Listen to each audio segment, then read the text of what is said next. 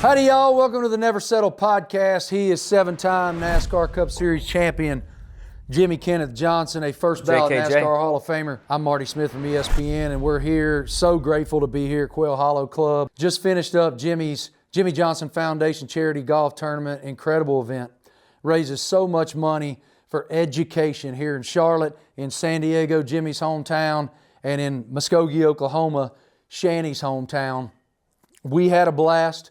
My team shot 6 under. We thought we were hooping. Probably should have been 8 or 9 if we could have had a putter worth a hoot. I'm on about damn. Okay, that works too. Those are all. If we would have had a putter worth anything, we probably should have been at 9, and I was proud of that. Well, then I find out from our caddy that Johnson's team is already at 10 under with 5 to play. So I FaceTimed him. Rolling. I can't even believe it. Yeah. We had some it wasn't on you. Our team.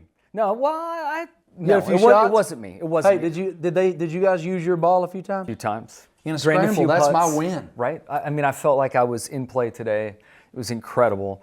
But our group, we had a really strong contingent that played well.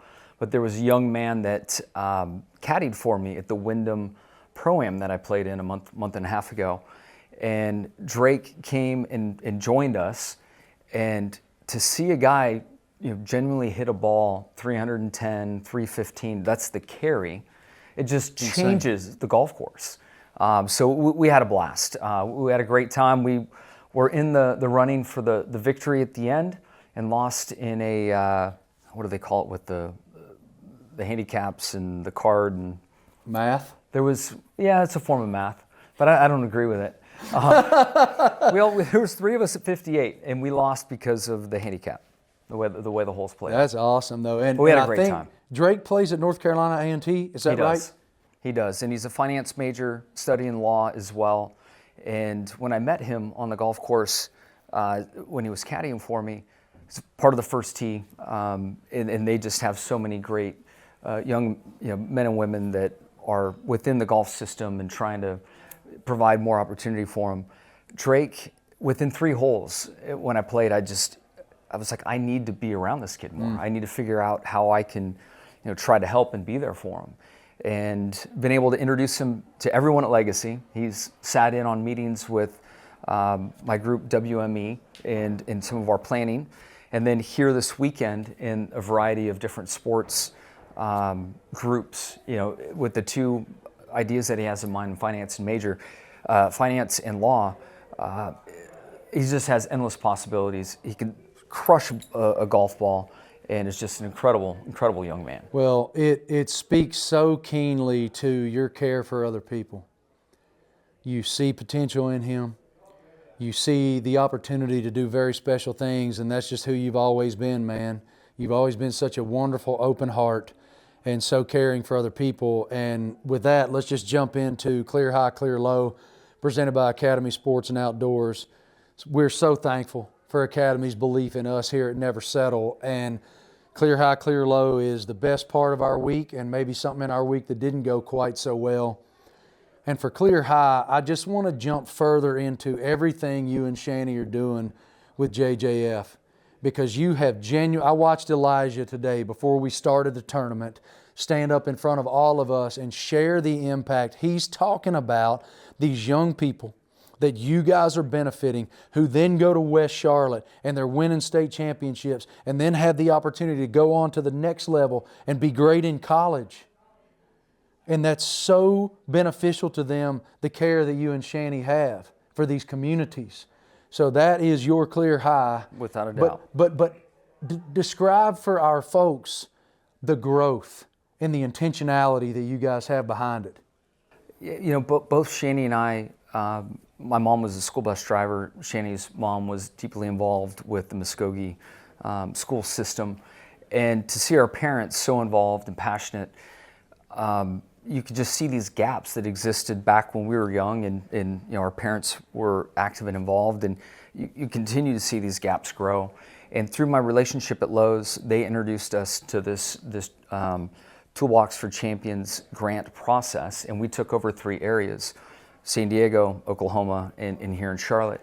And the more time we spent with in these areas, and you see that the core educational piece is being shored up to some degree, but these shoulder programs, which I wouldn't even really consider shoulder programs, but within the arts, athletics, music, there are all these elements that are just being cut. And athletics, art, Shani and I, in our passions in life, we're like, we've got to figure out how to help. And so we've taken on these 3 areas. We've just finished our 19th fundraiser for the Jimmie Johnson Foundation. Next year will be 20 years. We'll do something amazing and great then, and I can't wait for us to think tank this and get it going. But to have the support we have had over the years through the NASCAR community, we've raised a lot of money for a great cause. Millions and millions yeah. and millions of dollars. It's funny listening to you talk about those pillars that you guys are focused on. And when you really boil those pillars down to their foundation piece, it's community. Because what does athletics give young people? Community and belonging. Art gives people an opportunity to express themselves and have that community. It is so important, and you're so right. Those are the first places that get compromised when funding becomes an issue. And you should just be so proud, man. We're all out here having a great time, hitting the golf ball around all over the place, some of us. In a big community. It was so great to see so many people show up today, hearts open, having a great time. The weather could have been a little better. We got wet it held a couple off. times, but it just a very, very cool day. So I'm thankful. My clear high is twofold. I'll start at the University of Alabama. I had the blessing of sitting with a young man who I've gotten to know much better, who's one of the best players in college football. His name's Ryan Williams. He plays wide receiver at the University of Alabama, and he's one of the best players in college football. He reclassified in high school to graduate a year early so he could go to the SEC as a 17-year-old kid. He's now a sophomore and he's 18. And they lost to Florida State in the first game of the season. And there was a lot of criticism directed towards him. And the criticism was founded on effort. It was founded on passion. And I went down there last Wednesday and sat across from him to learn what he learned through that. And to be an 18-year-old young man and to have the ability to not just share, but to share with such incredible spirit and vulnerability, I marvel at him. That young man's going to do whatever he wants to do, whether it's between the lines or not. He is one of the most special people I've ever been around. And hearing him share about his mother's position in his life, he said, "I'm a mama's boy," and I said, "Me too." His mother's belief in him and the willingness to continue to be there and tell him that it has to be a self-accountability perspective. It has to be the desire within self to find best self so that your brother can do the same thing and you guys can go be the best version. And what happened? They came out on the road in front of 100,000 people in Athens, Georgia, and beat the Georgia Bulldogs and silenced a hell of a lot of critics. So he's only 18, but he really inspired me. And the second half of that is at the University of Georgia. My daughter Mia is 16, a high school junior, and wants to go to UGA. And Lainey and the girls came with me down there, and we went to the game, and to see them wide-eyed, and then to tour the campus and see the validation in her. You're in that phase of life. You're doing college tours. Oh, man, it was so Again, cool. I guess. I was Round 2. I was super duper hungover during that campus tour, so that was a little bit of a thing. But it's just we've talked about this with Evie, with Cameron, the inspiration that you take as a parent when you see your children fill up with that light and fill up with that purpose and that direction. There's nothing better. Nothing better. Wonderful week for me. Wonderful week for you. Awesome week, buddy. And just full of gratitude. And so throughout this podcast this week, we're going to just kind of roll some of our buddies through here because all of us have had a few cocktails. And it is. We started golf at 9 a.m. And it's been an incredible day. We're at the end of the day. We've had the award ceremony. We'll start with, come in here. Come on in here. Again, one of the great things about Jimmie's charity golf tournament here with the Jimmie Johnson Foundation is the community, and so many people who have supported him and Shani come out to this thing. We have a blast, but we do all want to win it. And it thoroughly pisses me off when my team shoots 6 under and we're 10 off the pace. Now we welcome in Speedway Motorsports President and CEO and winner. Yes. I guess we should What can I golf say? clap Thank this. you. Thank you.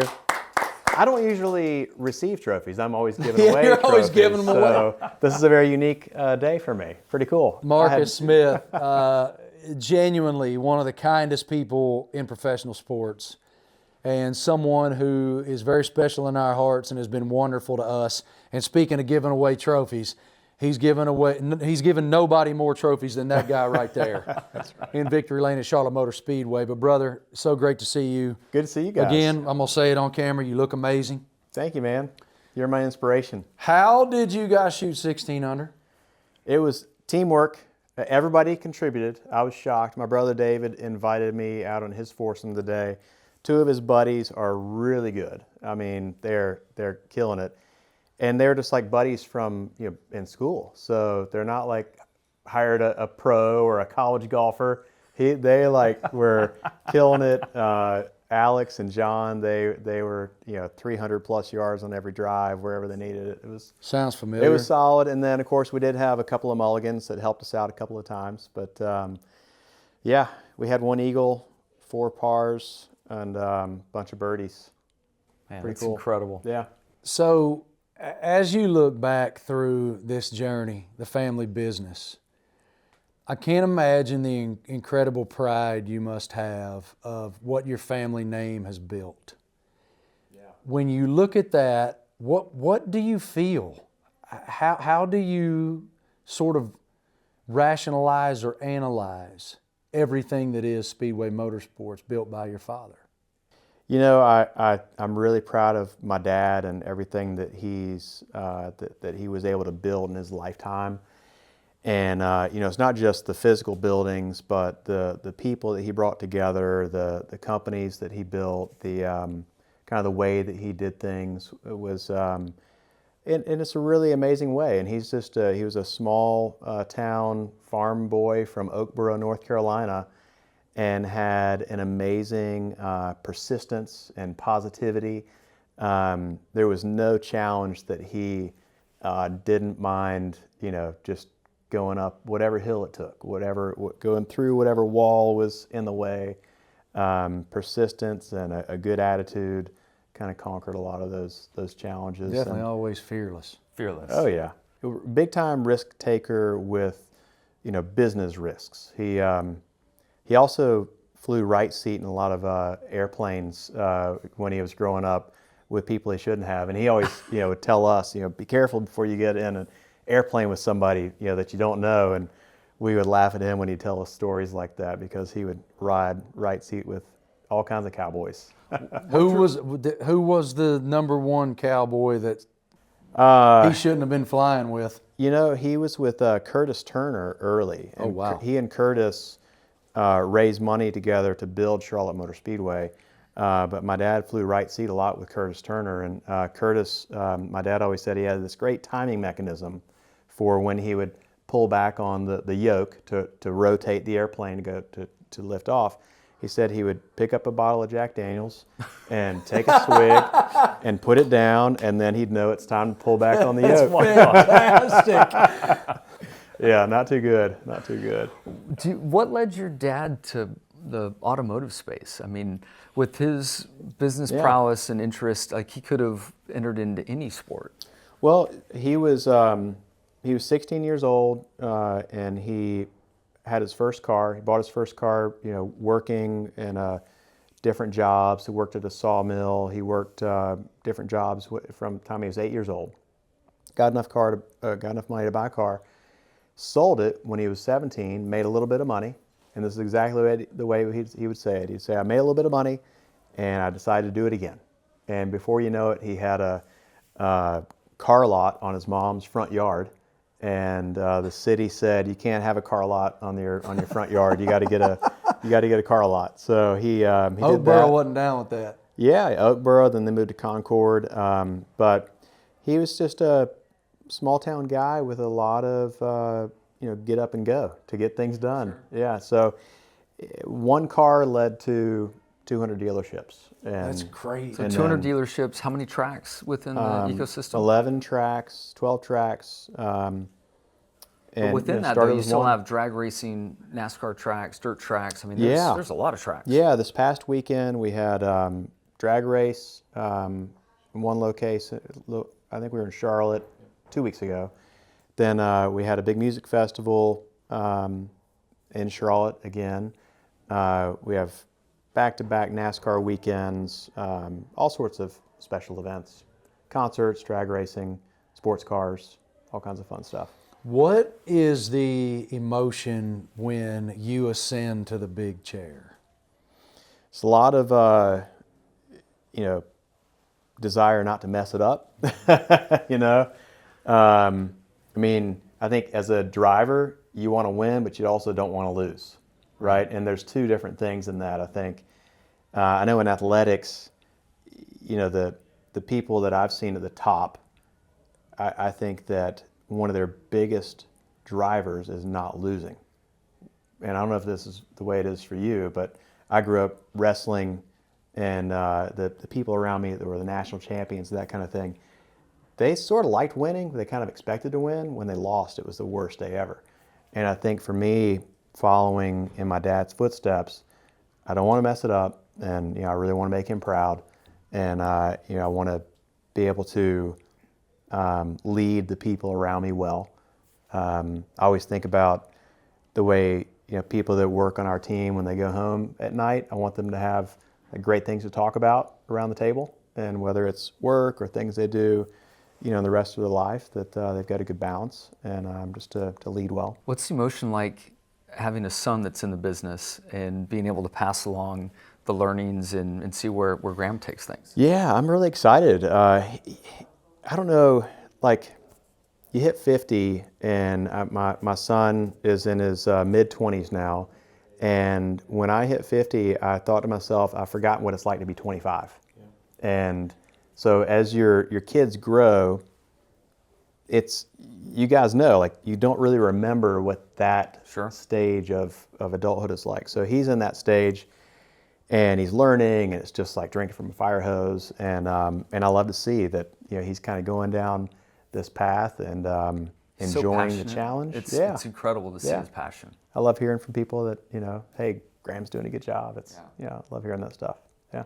So we're Never Settle. That's our podcast, and we're all about going inward and learning about yourself in the effort to be a better version of that person.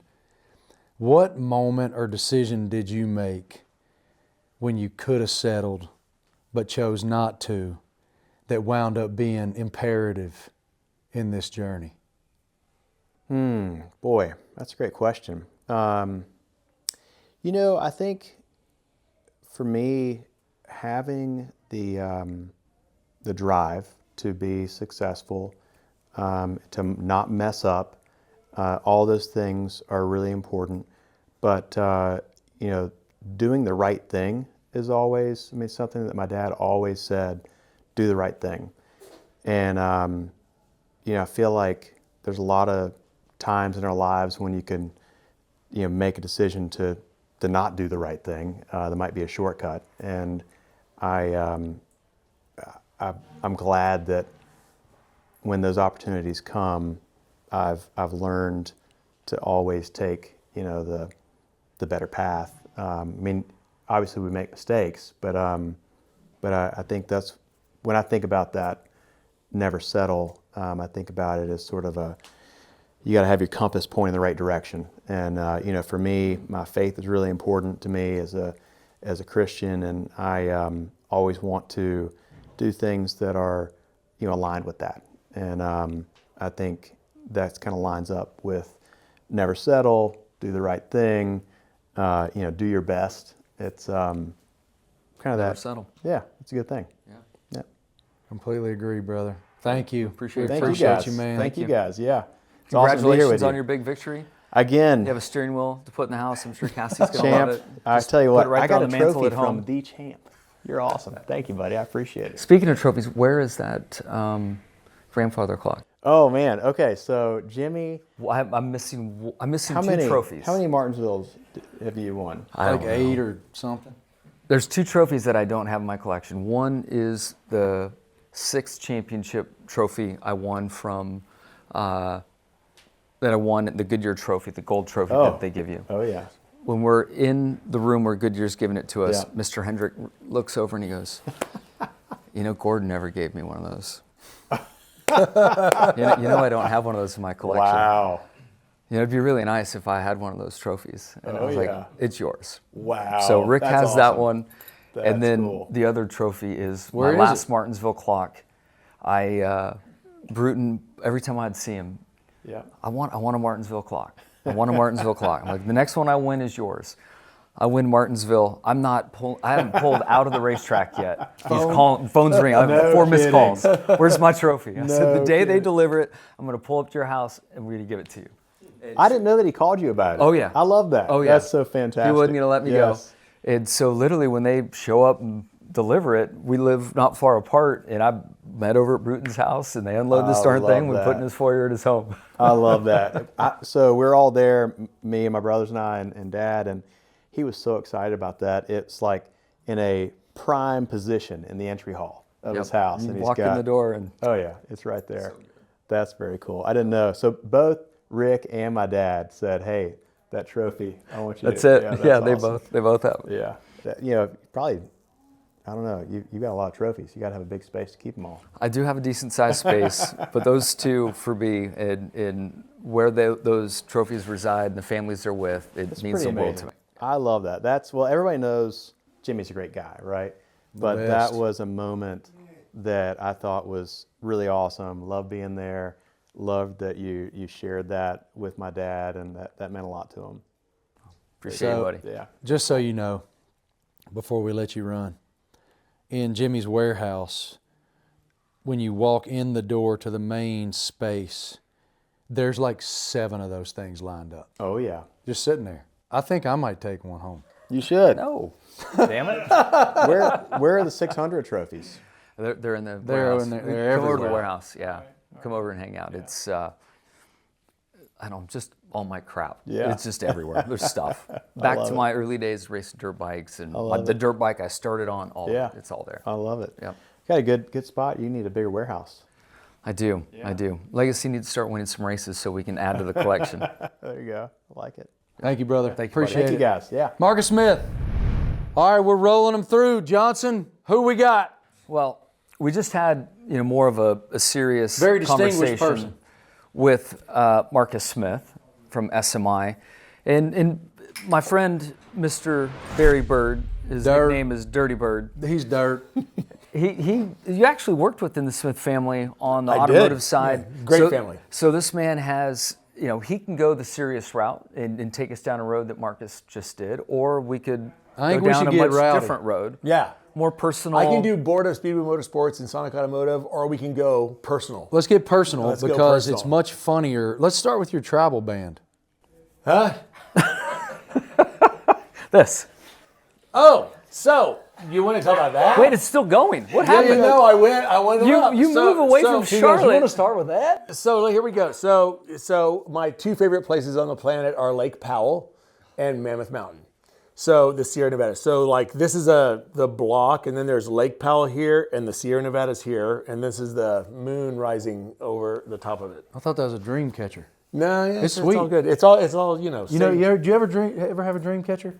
I know what they are. I don't think I've had I didn't one. ever have one. Hey either, Marty, but- when I get you to come to Burning Man, I'm coming to You'll Burning have a Man. tattoo I'm as going. well. Yeah, I know you're coming. You're coming with me. It's all So right. speaking of Burning Man, can you describe your art car and the establishment First, that you have to built out describe there? what Burning Man is, because there might be people who don't know. So, first of all, Burning Man is not. There's no words I can say that can describe what Burning Man is and or what it brings to you. But it is the most spiritual. These words aren't going to work. Super spiritual, enlightening, a biggest sense of community you could ever have. I'm getting actually a little emotional about it. And Why? I started going in 2017. Why? I'll never Why miss. are you getting emotional? It actually changed. It changed my life. How? It made me a calmer. He knows. He knows. A calmer, kinder person that I just, all barriers come down when you're there, and nobody cares who you are, where you're from, what you've done, and you're just in this community for a week in the desert. And you don't get the burn you want, you get the burn you need. And it just provides this incredible energy if you're accepting to it. Anyway, Like spiritual nourishment. It's crazy good. So There when, may or may not be drugs involved. I mean, I don't know. I'm not judging. It's all right. when did we meet? 2015? It's a long time 14? ago. It was So before that. It's got to be before that. No, it was way no, before it that. was way before that. So I got to tell. There's two stories. So one is Bird. I'm just laughing at this. I was going to pull back we to the gotta go. professional world. Barry, although he looks younger than us, I'm got 63. Yeah. he's got 13 on me, 14 on you, 14 on me. Yeah. How do you have no gray hair? Is there some and Grecian, he's like gray hair. ripped and cut. He's Grecian always Formula been. 62 in there? So And then like here- my whole training thing was because you two Between us two, knuckleheads yeah. that got me and I want to going talk and about that. fit. So I meet Jimmie through a common friend of ours, one of the Smith family members, Scott Smith. He's going, you guys are from Southern California, you need to meet. I'm going, okay. You guys that's- both that's- wear that's- Vans. You that's should fine. meet. Yeah. You guys are, so I meet Jimmie, and, it's in an alcohol-infused environment and everything. And what we quickly found out is that, like, we both like to suffer. And so our friendship was born in and around, hey, Dirty, I'm in town, can you work out? Yes. And so, like, one of my best calling card ever, the way I made it in business was I show up. I'm not the smartest guy at all. I just show up. And so we had a workout regime going with Chip Shelton. Boom, show up. And like we would just 3, 4, 5 days, whenever he was not racing, working out. And then we started biking. And then I remember Which he has a cycling background. I had a cycling background. I used to beat his ass early, and then it took about 3 months, and I was just getting wiped. And I'm sitting there going, damn, this sucks. But the pain and the suffering that we went through, during the week, our friendship was born in and around, the community of working out and suffering versus, a party. There are very few unifying forces in this life that are more dynamic than shared sacrifice. Yes. And when you're He always says it so sexy. So big words. And when you're in it so together, good. though, you need a job in media. I'll work on that part. When you're in it together, though, and there is that bond that's born from give me one more motherfucker, give me one more. It is a different bond. Yeah. And that's why it's so strong. Yeah. That's why it's eternal and impenetrable. It's just born from that hell. So Jimmie kind of, because I was have in no his idea life where at the this is time, but going. Jimmie was I don't either. That's kind of the joy of it. No, but I'm starting to sweat. Jimmie actually was the guy that actually brought fitness into the NASCAR community. No question. He was the guy, right? So, and I was lucky enough to be his friend at the time, and he's going, hey, let's do a triathlon. I was in all that You were dumb there. You were there. So he's going, let's do a triathlon. I'm going, okay. I have a so story when he you're goes, done. all right, here's the deal. I'm racing in Daytona, and then we're going to finish the Daytona race, and we're going to Night go. race. Night race Fly in through Daytona. the night to Charleston, South Carolina. Is this when his puke ended up in my lap? Damn coleslaw, lap full of coleslaw. Can I tell my story? Sorry, Barry. It's all right. So, Oh my gosh, that was the worst night ever. I had coleslaw on my lap. So we you were in the go. wrong spot. So we go down there. You're ruining my whole story. It's okay. We go down there.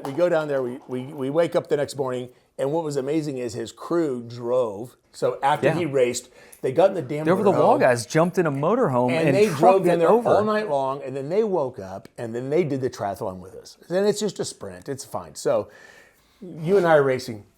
He's racing. He's a really good swimmer. You're Terrible swimmer. You're a better swimmer. I'm the worst swimmer. So I'm last out of the water in R3. So I'm going down the road, and I'm on my bike. And look, in my day, I was a good biker. I go by you about 20 miles an hour, and you going, "F you, bird." That was the story I was going to tell. It sounded like, I can't describe to you guys what this sounded like. Like, I am churning. I am gone, man. I mean, humming. Because we were all super fit at that time. Humming. And I'm like, oh, I am just on one. I'm blowing by people. And all of a sudden, it sounded like a chainsaw or something. Like a damn turbine coming by me. And he is so right. I just did this all the way by me. And then he was out of sight, like gone. Couldn't see him anymore. So as the story keeps going, because I want to be completely honest, I run like shit. So then I'm running and I'm busting my ass to get to the finish line before Marty. He's going, "F you, bird." I went right by me at the all the finish way to line. the finish line like this. Those were such fun days, though, man. They were such fun days. And Triathlon's over at like 9 a.m. now. Oh my! Oh, And so it then was really Darius- early. Go tell it. Darius is like, Tell the story. we're going to the Windjammer. They've got a great band. We end up at the Windjammer.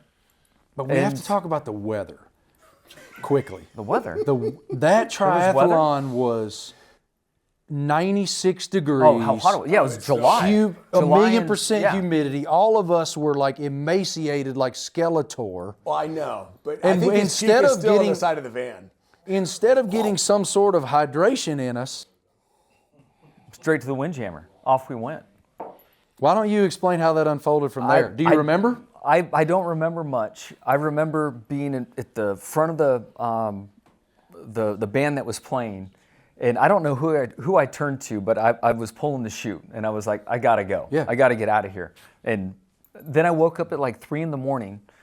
in my bed at home, and there's a couch. There's a couch in our bedroom, and he and Chip Shelton are sleeping in the couch. They thought I was gonna die, so they made sure I didn't drown in my vomit. that night. I was calling my doctor friends. But anyway, so I was sleeping at the foot of his bed that night. We went outside from the Windjammer, and you didn't grab me. Somebody else did. They were like, Johnson's got a problem. Something's wrong with him. I'm like, all right.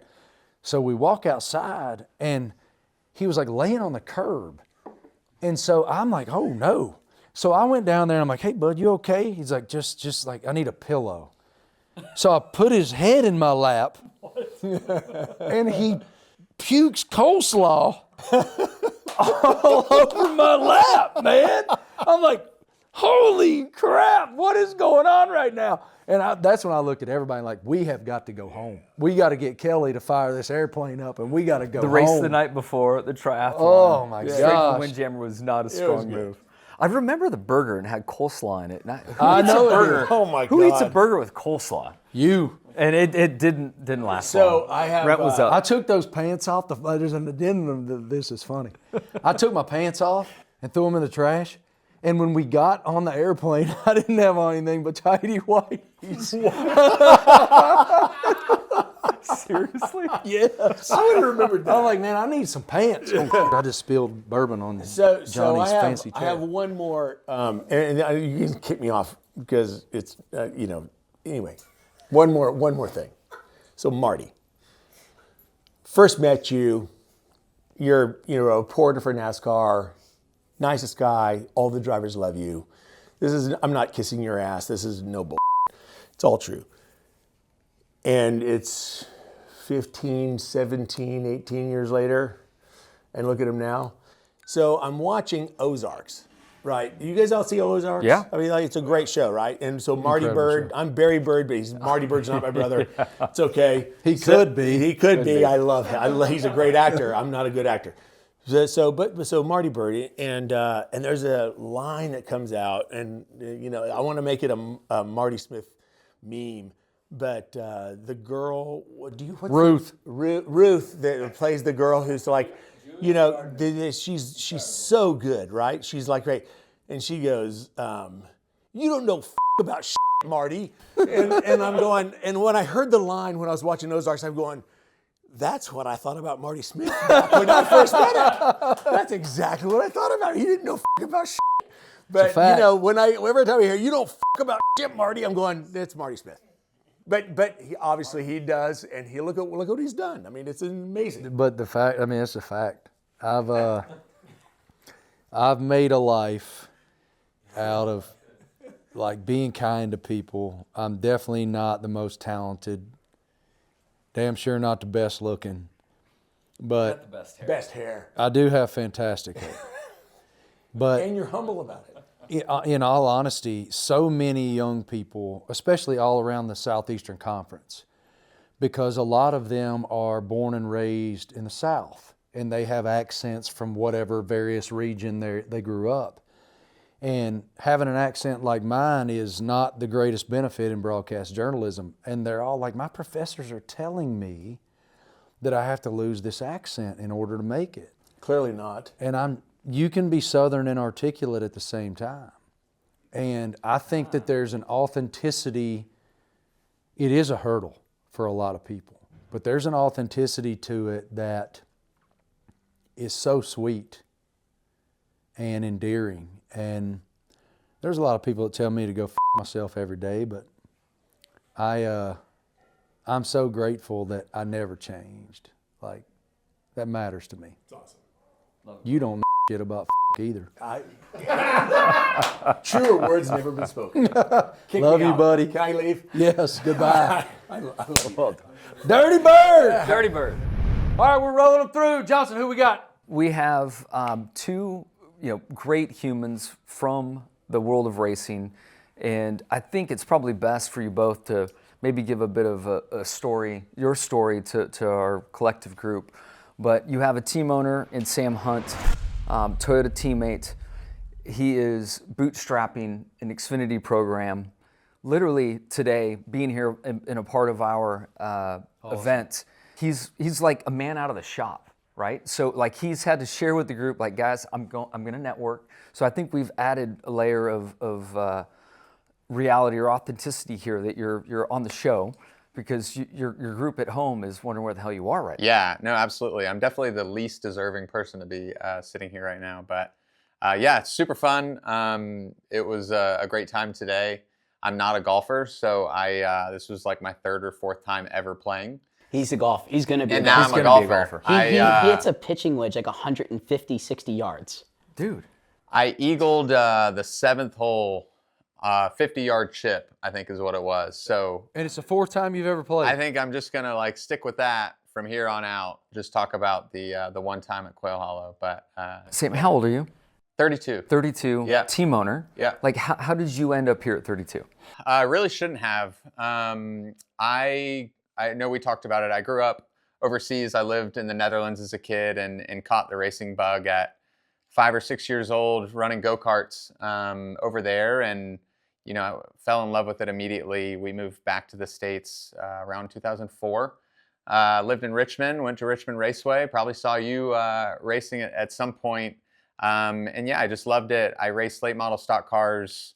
I had my own K&N ARCA car at the time.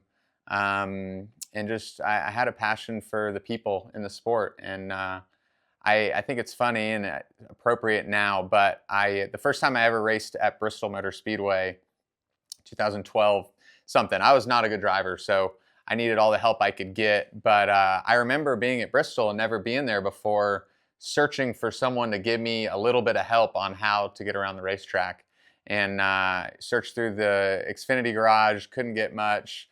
Cup garage, slim pickings. And then I actually ran into you near the media center. And I was like, you know what, I'm just going to ask Jimmie how to get around Bristol. And yeah, so we had a 10, 15-minute conversation, and you told me not to use the brake pedal. And I don't know, it was something that... Did you hear anything? Well, I know, and perfect. It was great. It was like, but no, it was. Which, if you've driven Bristol, you understand how the brake pedal just pisses the car Yeah, off you on want the to way in the corner. overslow it. Yeah, and again, as a short track guy, never racing somewhere with that much banking, you know, for me, it was really cool, and it's something that I try with SHR, Jimmie. Like from the first time we spoke, there was this genuineness about you, and you didn't care that I was some random Cannon East driver that wasn't even at the front. I was trying to live my dream, and with what we're building, like between you and JD Gibbs, who was another mentor of mine that really got me inspired to be a car owner one day, because I love people, man. It's funny how those little moments 10, 15 years ago, you might think they're nothing, but here we are, all these years later, and I'm extremely fortunate to have a competitive Xfinity Series team within the Toyota family, working with Legacy Motor Club, and I should have never made it to where I'm at now, but I've got a lot of really, really good people around me, and just no quit attitude. Awesome. Man never settles. I was going to say that exemplifies it right there. That is it. That's fantastic. And quickly, again, it just speaks so beautifully to the way that you treat people. Enough of that. There's not enough of that. Stop it. The fact that as a champion, what year was that? 2012. Okay, as a guy who has 5 trophies in his case, when everybody else, even in the Xfinity garage, didn't even look him in the eye, and you took the time to stop, the infusion of confidence that gave him is obviously still with him. It matters so much. So, Thank you. I'm glad you broke the ice on it. I'm just happy you know my name. I'm not sure he knows mine. We're still working on that. Yeah, I think for me it was just, I've learned that the racing, it knocks you down way more than it picks you up. And, as an independent, Toyota team trying to, grow our own legs and be our own group, it knocks you down more than it picks you up. So I've learned to love the process, because the process is really, really hard. And I think if you don't love that process, you won't make it. And the people, like I've got a lot of really good people that work for me now that have left very large, stable cup, organizations to get on my half-built wooden ship that's taking on water every other week, and they grab an oar and they row, and it's like the people side of it is so fulfilling. Like I said, I'm so lucky to still be doing what I love. So many years later, I joke that I was a finance major in school, so obviously probably the dumbest guy in this room. I got a finance degree and then started a racing team before starting a successful business. So yeah, definitely not the smartest guy here, but man, it's just so much fun. I think motorsports, when you really get into it and the inner workings, it's people, it's relationships, and that's the part that I've benefited from that through my career, and had people that, in my opinion, shouldn't have given me the time but did, and just shared. And that's the way I was raised, and it's just the way that I am. And I think both of you have experienced much of the same, and have at a very young age accomplished so much. And to jump over to Santino Ferrucci, your journey in motorsports, period, is the most entertaining. That's one way to put it. I say that with great admiration. Like, when you're in a freaking car, I'm tuning in and watching. And the opportunities you've had, the way that you've super subbed, I've been on the track with you in an Indy car and watch you just, and these are vehicles you gotta like wrestle around, and strength shows up in many different ways, and the strength and fortitude in this little package is insane. 135 pounds of whoop ass. One of the coolest calls, and I hate this because I'm a competitor, was Jimmie Johnson's on your outside, Texas Motor Speedway. So that's when I filled in for Jack Harvey. Yeah. and I didn't do any practice. And Jack hit the wall and didn't know which way was up. And so they call him in. Because I lived there. I was just at the track hanging out. Dude, I get this call. I kid you not. I remember that. I was at the track that day. I watched practice, watched qualifying. I left with a buddy of mine, and we went to one of the local restaurants, and I'm halfway through my first margarita. Like, I'm having a good time, man. And I get a phone call from the team GM, and I'm like, oh, man, what could he want? Like, I have no idea. I just answer, speakerphone. Hey, our driver, Jack, he hit the wall. We don't think he's going to clear tomorrow. Or do you have your suit and everything here? And I was like, I think so. I mean, I know I finish this margarita and I'll be over. Yeah, I know. Let me not down the rest of this real quick. But no, I came back the next day. I didn't have my fire suit. So there's a photo of us talking on the grid. I'm 5'5", 130. And Jack is like 6 foot, like 180, 175. Yeah. I'm like flying in the wind like Flat Stanley. One of those squirrel suits. Yes, exactly what it was. I mean, this thing, like, his waist is down to my knees. Like, I look like I have no legs, all torso. And it's one of the greatest photos. But that day, like, running, I was having so much fun because I just start from back. But getting also, for someone that's come up in my era, getting to race against you was wild. I mean, but also, going back to Texas Motor Speedway, it was the fastest oval. I mean, so Indy's top speed-wise, yeah, 240 plus. Texas, 4.5, 5G, flat 220 plus. Qualifying was bonkers. It is. Qualifying is all about how much you want to lay it down. Yeah. And, well, I started last, so I didn't have to qualify. I got to completely avoid the scary part. But yeah, to getting that call, like Jimmie around the outside, I'm like, okay, like I'm keeping my foot buried going in 3/4 flat. So I'm just gonna keep my foot buried. Grabbing gears. Flat. Yeah. Yeah, pretty much. 220 flat, turned into 3 on the bottom. Jimmie's up top, just, sailing around the outside. I'm like, all right. The outside at Texas in 3 and 4 always works in a cup car, and I'm like, why won't it work in one of these? Okay, so the front I go. It worked. I mean, you had a great day. Oh, had a great day. It was one of those things, like me being part-time and filling it out, I was cheering for you because I wanted to see you succeed in IndyCar. Just because I think it's great for the sport, but two, like to see you completely change. It's not easy to come, having run both, and you run both, they're very different. One is not, in my opinion, more difficult than the other. It's just so different. It's just such a different discipline. I came over and I ran for Sam, which is another hilarious story of how I got there. Origin story, yeah. Yeah, an origin story for Sam. I had a great nickname. They called me DJ Rightside. Sam came up and started calling me DJ Rightside. Yeah, 5-star stock was going up that week. So I would imagine being positioned in the center of the car, you knew where the right side was better than being on the left side of the car? Correct. And you just smashed the right side on the wall? Well, Sam, the great thing was, like, obviously coming out of IndyCar, you can't touch anything. You can't touch the walls. You can't touch any, like, especially in an oval. When I switched over to the stock car, the way that things moved, everything was slower. Like, the movements were exaggerated, but I love to drive a loose race car, so I was really happy. And Sam, being the young, cool, badass team owner he is and ambitious to want to compete and win, was like, get after it. So I did exactly that. So instead of doing like the easy route, I just decided to run all the 1.5 mile tracks that I could. I remember you at 1.5 miles. Oh man, Homestead. What an amazing track. You think it's awful? It's great by yourself. It's great on a new set of tires, but 5 laps in, I mean, it's a nightmare. So I started stage 2. I was having a good stage 1. I was figuring it out. So before I got there, I sat down with Kyle Larson on the simulator, and he's like, yeah, just run the wall. So it's so easy. Just run the wall.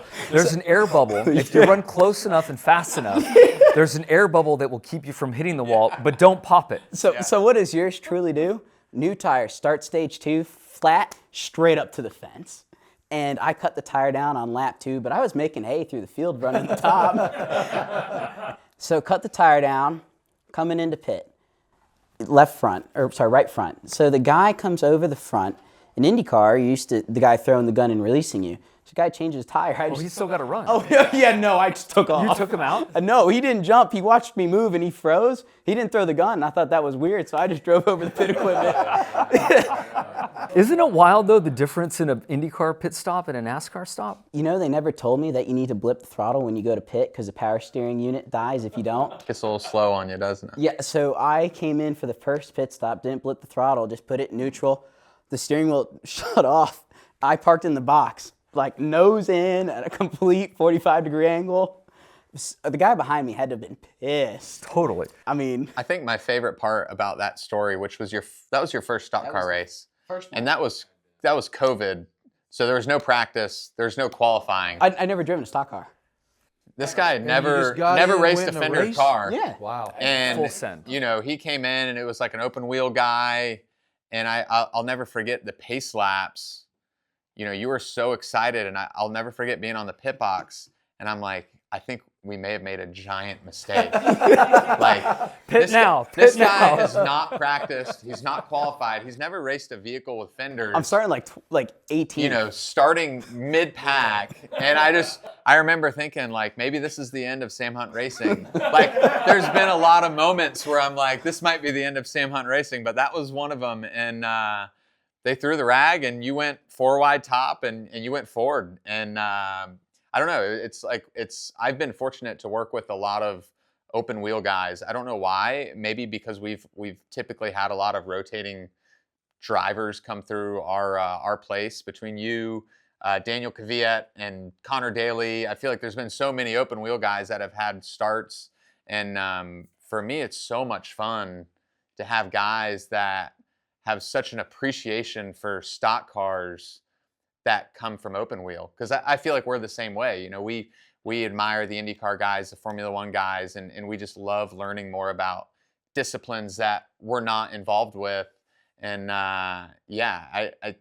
Santino came over, and I expected it to be rough, and I knew immediately what a race car driver was, because I'd say you were probably one of the first higher caliber guys that ever got in one of my cars, and you know, they threw the rag and you went forward, and you didn't know about the car. You know, I live in a world where people are always ragging on the cars, or you need this or that, and Santino was just like, hey man, it turns, it stops, like let's go race. I don't have any power steering. Yeah, but it doesn't matter. Yeah. Yeah, I stopped. I said, why did it do that? Yeah, you need to blip the throttle. I was like, oh, okay, cool.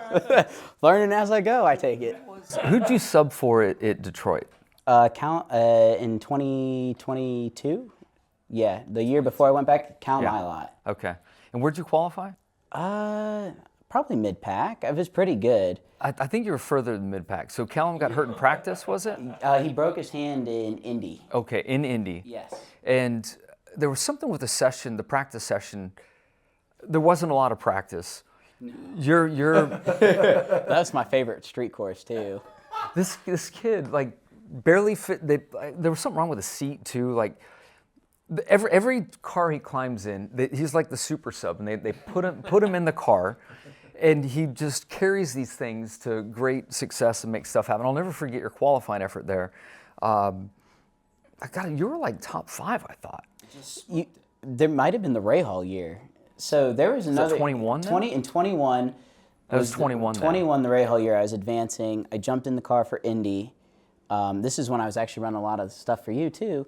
So I was going back and forth. I was doing the transition. It started to throw me off. That's what it was. I did 21 and 22 at Belle Isle. Yes. Yeah. So when I jumped in the car there, you know, I was at the point where I was just full-time for 2 years. I was back to part-time. I didn't have any sponsorship, so I was trying to like really prove myself.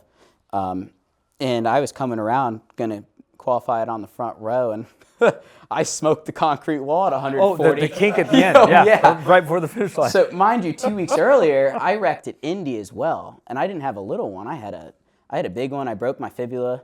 So like that is what I'm thinking of. That is exactly what I didn't even know that I broke it. So until I got out of the car, because your adrenaline's pumping, I went to put my foot down, and I just collapsed. Like, the video's crazy. I just collapsed into the AMR safety guy. Like, if he wasn't there, I was hitting the concrete again. But, yeah. Those Indy cars hit the wall way different than a Cup car Oh, I does. can't imagine. way different. I can't imagine. Yeah, well, I mean, I've only wrecked one of your one of your Xfinity cars at Pocono. I mean, didn't wreck is a loose term. Yeah, I didn't realize that you can pull the air around somebody. Oh yeah, the air is really wonky. It's kind of strange. Yeah. But yeah, going back, I mean, like, 2 weeks later, I was pretty healed up. Detroit's a pretty rough track. It's a doubleheader, and we finished in the top 10 the day before, or that day. But when I hit the wall in qualifying, like, I know that I messed my leg up again, and I was sitting there, and they're like doing all the tests and pushing on, and I'm like, I'm fine. Dude, I think I ate like 8 Tylenol. Just find a way through it. Yeah, we started that race, so we rolled out a backup car. I will give this team an applause. I've never seen anything like this. They rolled a car out of the trailer, built it in 2 hours and 15 minutes flat. We rolled through tech inspection during the national anthem. I think I did start Rolled it on the grid, yeah. right next to you. Yeah. No setup on this car. It didn't have a chance to hit the pad. They literally tossed motor in it, got my ballast in, get everything fit for the driver. I was there laying graphics with the team so the sponsors were right. And we went out. I said, just get me in the race. I'll finish in the top 10. And that's what we did. I think we finished 9th. Yep. That's the one With I'm a remembering. broken leg. Yeah. But I laid up in bed. 21 was a rough year for me, man. I had a concussion at the Chili Bowl. I got my wisdom teeth out, broke my leg at Indy, hit the wall again, Detroit. It was a long season for me. But yeah, powered through it. It was fun. So What do you have on tap for 2026? back with Foyt 14, couple details to work out. We got a really big sponsor that we're going to announce we're super proud of. So obviously big charity stuff for America's 250th. Awesome. So I guess a lot of people have followed me at Indy the last few years. Probably a good hint to what's coming. So can't wait. It's going to be a great cause. I feel like it's coming. I'm going to win. I'm going to win it not once, but I think I'm going to win it a few times. You are just knocking on the door every year, man. Yeah. Every year. I've got 7 top 10s and 7 starts. So it's been a good run through there. I'm kind of sick and tired of finishing in Understood. the top 10, man. It's getting painful. It's getting painful. Where are we going to party when you win it? I said we're going to get the planes and go to Vegas. Okay. I'm going to go straight to Vegas. I don't gamble. Me either. But yeah, I really don't. I don't mind gambling on the golf course. So but Monday yeah. night they have the banquet in Indy. So we go Sunday, Immediately. back all night, Monday. Sleep on the planes. I think you just got to drink and power through it. I mean, just rip espressos and Santino, how Off old you are go. 27. Yeah, see, the math's a little different, but I'm with you. I'm in. I mean, let's go. As a guy, we hear often from Cup owners about their perspective on the structure of NASCAR and how things unfold for them. As somebody in Xfinity who's bootstrapping something, what is your perspective on the health of the sport and where you believe it can grow? Yeah, I mean, sometimes I try not to read too much because there's all sorts of opinions out there right now. Man, I think for me, I think the Xfinity series is in a really good place. Our new TV deal has done a really good job. I feel like our partners have been really happy with the races and the broadcasts. I love the race car we have, Jimmie. I know you probably share a love for the cars that we still run. And I'm sure there's a change on the horizon. We're going to have to adapt just like the Xfinity series always has. But honestly, for me, man, I've got such a good group of people at my place that that's really where I keep my focus. I keep my focus on, becoming more and more competitive every single week. And just trying to grow a healthy culture that can survive, whether it's in the Xfinity Series, Cup Series, Truck Series. For me, it's not about what day we race. For me, it's having a lot of really good people doing something we all love. I can tell you firsthand. My wife can attest. I don't have a huge living as a Xfinity car owner. I've had to make a lot of sacrifice. I had other opportunities in the finance world before I made this great decision to start a racing team that probably would have played my life out a little bit differently. But I'm definitely an optimist when it comes to the sport and the people. And again, I'm someone that really never expected to be, where I am now. So,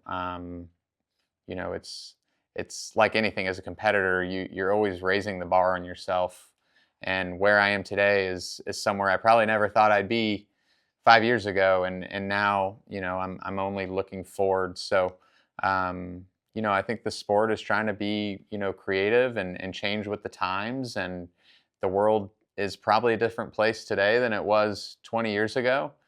Whether you love that or you hate it, it's just how it is. So I don't know. I just, I try really hard to just keep my head down and keep smarter people around me. But again, I'm pretty excited about the future.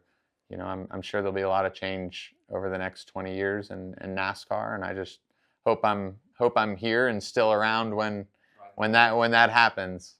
Well, hearing your story and your conviction for the process, Siri wanted something to say there too, apparently. it makes me think about Nick Saban so much, because he always used to say to me that if you focus on process, then there's joy in the journey and gratitude in the outcome. But if you focus on the outcome, there's anxiety in the journey and relief in the outcome. Absolutely. And those are completely different emotions. Yeah. And so keep focusing on the process. Yeah, no, I appreciate that, and I will. And, I think with everything that Legacy Motor Club has going on, I've been fortunate to deal with a lot of cup organizations in the development process. And, I've told a lot of people, and I've been able to tell Jimmie to his face now, that there's a culture that you guys are creating that I feel is very hard to create in the cup garage.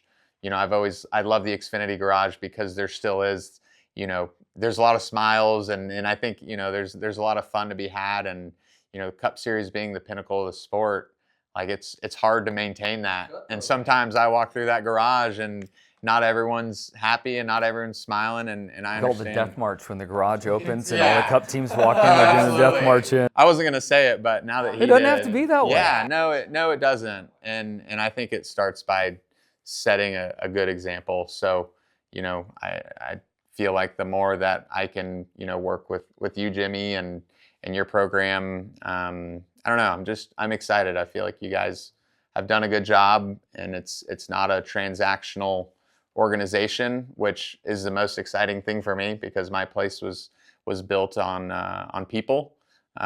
Which ones when I showed up? I just want to know. Everyone but Santino. Man, we got to talk about when I first showed up to your organization.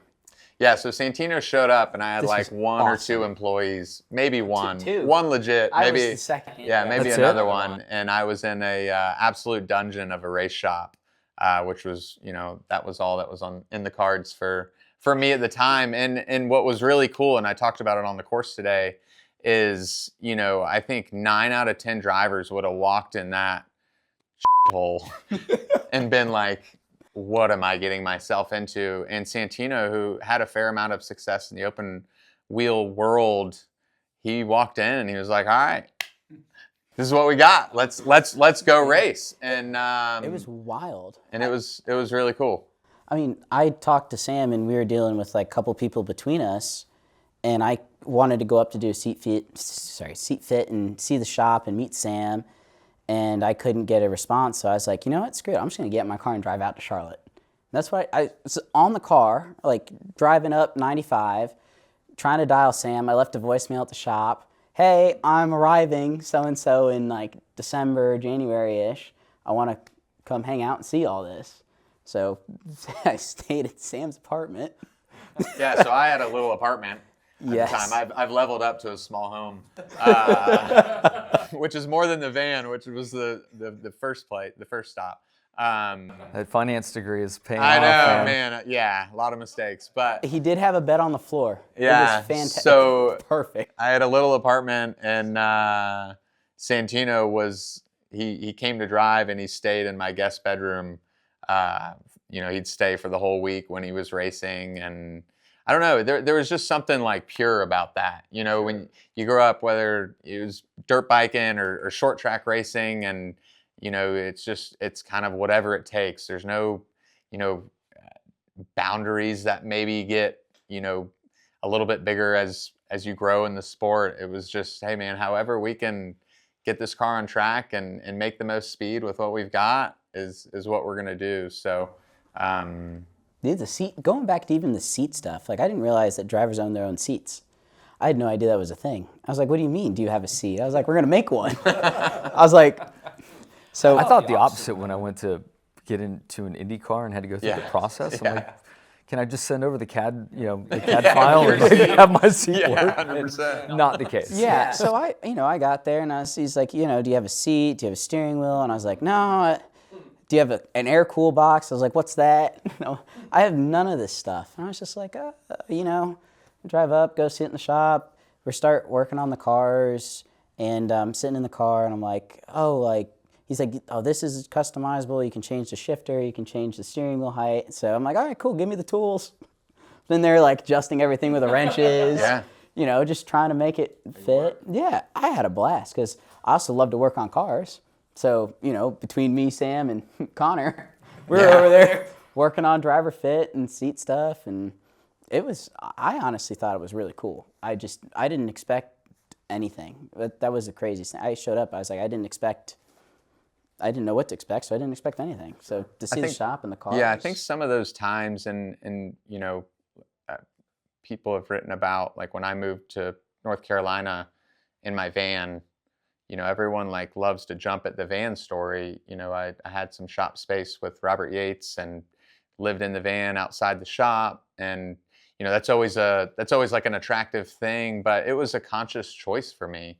I had a degree and I had an opportunity to make a living back home, but if I wanted to try and start a racing team or a stock car team, that was what it was going to take. And I think some of those moments that I think some people look at as like, man, those were really tough times, and they were. Like, that's some of the purest times of your life. And I don't see them as like a negative or a, man, you had to do that. It was like, that was the purest form of racing I've had, So what kind of van are we talking about? Like a van with a shower in it? It was an old Dodge Sprinter van, and Do you have the solar tank where you have sit out in the sun, you have hot water? No, I had a gym membership in Mooresville, so I'd work in the shop. My one employee, Clinton, who's actually my shop foreman now, still with me, I could only afford him part-time, so he would work, another job, and I would do the busy work, checklist work on the race car, then he would get there, but I'd finish at the shop, and I'd drive, Big Blue to the gym. Big Blue. Work out, get my shower. Had to have a name. Totally get my shower, and then drive it back, and I looked like the first one there every morning. And Noelle, my now wife, and we had just started dating, and we met right when I graduated college, and I'd interned with this company in the finance world. I had opportunities in the commodity trading world, much better routes that I should have gone. And she was one of the first ones that was like, hey, if that's what you love, like go try. And I was fortunate to have a football relationship with JD. My dad played free safety at University of Tennessee, Chattanooga. And the strong safety, Russ Huseman, was the defensive coordinator at William & Mary, where JD played. So my dad got to know JD through football, and I played football through high school. And actually another, I was an option quarterback, too short, too slow. So about Navy was like really the only opportunity I had to run quarterback in college, and still thought I was going to be a driver at the time. So I've thought wrong a lot here in my journey. But JD was one of the first people I met and brought me to a Cup shop. And I'll never forget the way he knew his people. And even when I was 18 years old, I'll never forget him going through that shop and knowing every single person in the building, you know, even the kids that were working in teardown, he knew who they were. He knew about their families, and like there was just something about that really inspired me. And it went well along with the fact that I wasn't a very good race car driver, and the opportunities were pretty slim there. I got to race with Larson and Chase and a lot of the guys in the East Series. I tell people all the time, I think Kyle Larson passed me with a flat tire in a K&N car at one point. And that was a moment where I was like, okay, if that's what it takes, I'm going to go to school and I'm going to figure something else out. So it's just, again, it's been a crazy, crazy journey. And to still be doing this and to be doing it at this level, working with people like Jimmie is just super, super cool. I'll tell you something, man. You're right, it is pure, but it's also inspirational because it's pure. And so often we can get caught up in the minutia of the politics and the money and all of that. But when you're doing it for that, when you're willing to chase your passion, it inspires so many people you don't even know it's inspiring.